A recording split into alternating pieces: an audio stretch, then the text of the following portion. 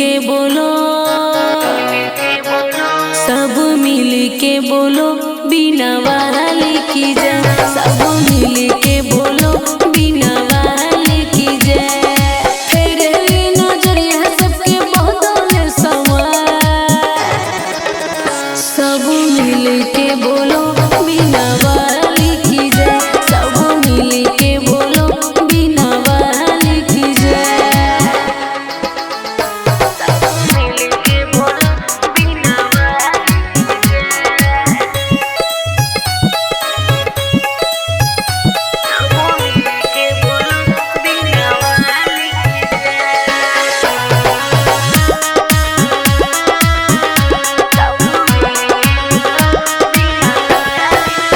चलो सजाई के पूजा की थाली, तबे नु खुश होई माँ बिना वाली।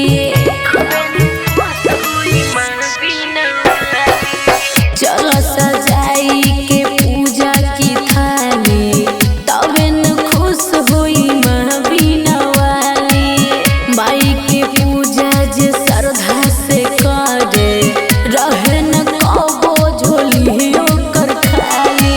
ई नहीं के कृपा से होई जीवन में उगार। सब मिल के बोलो, बिना वाली की जय। सब मिल के बोलो, बिना वाली की जय।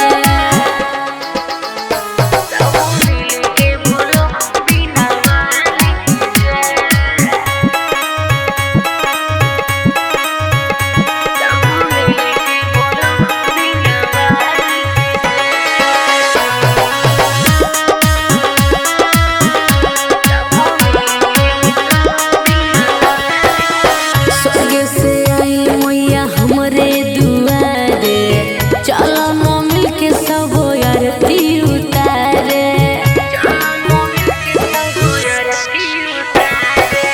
स्वर्ग से आई मैया हमरे दुआरे, चलो न मिल के सब आरती उतारे। धर्म राधिका लेके चलो गंगा जल हो, माई सरस्वती के पहुआ पखारे। आस लेके चल सब मिटा दी मैया मन की भय। सब मिल के बोलो, बिना वाली